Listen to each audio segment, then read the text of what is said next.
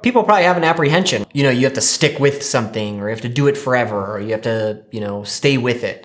Maybe a funny way, I've quit a lot of things. Probably one of my favorite, I quit a job once, and instead of showing up for work, I went to the local pancake house and got a short stack and called in and quit the job, right? And these were things that, yes, they were, off the wall or somewhat willy-nilly, you could say. They were also thought out, right? When you know what you want in life, when you have a vision, you can really see where the hell it is that you want to go, and you can see when things are not going to get you there, right? Maybe it's a job, maybe it's a relationship, maybe it's a friendship, or maybe it's just what you are doing and who you're being and who you're becoming in your life. And when those things don't made up, you might have to make some decisions where you quit something, right? And that maybe seems, off the wall or not what you're supposed to do, or it might seem like you're giving up. But for me, in a lot of these different decisions, they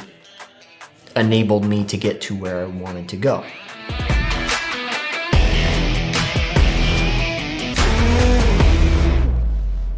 Yeah, we're going to talk about a whole bunch of things. I think stagnation sucks. Change is necessary, and it should be a part of your life. And sometimes you just need to quit things. I'm Stephen Taylor. This is Weekly ST. For the last 10 years, I've been building a couple $1 million cybersecurity IT support company here in Chicagoland, and I'm fascinated with living a wholly successful life. We talk about all of this and more every single week. Please like, share, subscribe, talk, follow, add me. Do something. One of the things I think I'm super grateful for was, I didn't have like a stringent family, mission or goal or whatever. Like, I was able to make a lot of decisions in my life for myself, right? I did go to college, or I tried it, and then I immediately quit. And I was 100% on my own to make both of those decisions, actually. And it's very, apparent to me that if we just abide by society's wants and needs for us, or our family's wants and needs for us, then we may not live the life that we really want to, right? Everybody probably knows somebody whose family insisted that they need to be a doctor, right? For me, I had, kind of the freedom and the ability to go and make these drastic changes without having to worry about anyone else's opinion or, the backlash in that, without, family, friends, or otherwise, right? I was able to make these decisions by myself, and it allows me to drastically shift whenever I feel necessary. And so super grateful for that, but also aware that, others probably could benefit from that same, mentality, because your life is your own. And certainly, we need to honor other people, and we have responsibilities and those kinds of things. And so we'll take that stuff into consideration. But really being able to make a decision for yourself and to shift your life is really going to put you where you want to be. And I think that's the most important thing, right? Success is not fame, fortune, money, and all those kinds of things. I think success is just happiness. And how can you be happy if you're not able to make these changes in your life that you see fit? In all of these different big life decisions that I've ever made, there's still fear and anxiety. I just do it anyway.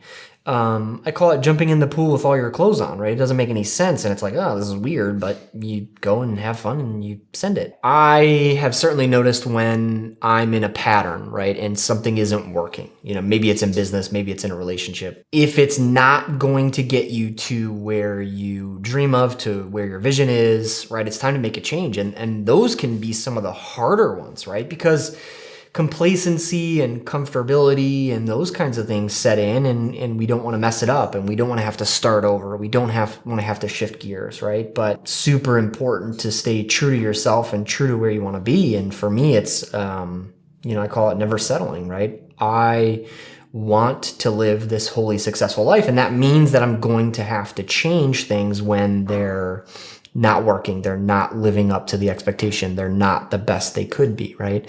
And I've done that in business, and I've done that, in my own personal life too. I muddied the decision to start a business for 3 months, right? I had a good, decent job, but I wasn't passionate about it. I was making good money and I could handle it, but I aspired to do something different, right? And I must have went back and forth for a solid 3 months, right? these changes are not easy. The decision may not be easy, but eventually, like I said, you have to jump in. And I think there's this, don't live with regret and don't worry about it and stuff like that. And certainly, push forward, right?